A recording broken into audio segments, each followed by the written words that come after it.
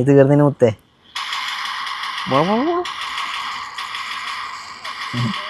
ഞങ്ങളത്രയും കളിക്കാനായില്ല. എടാ മുത്തേ ബാങ്ക് പള്ളി പോവാ.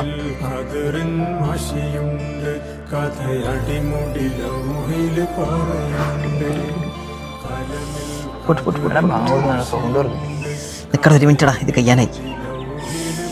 പള്ളി പോവാം. പള്ളി പോവാ സമയമില്ലടാ, നമ്മളെ പടത്തിന്റെ സമയമാവാനായില്ലേ. പടത്തിന് പോവാ പടത്തിനോടാ ഇവിടെ പോണ്ടേ. എന്തേ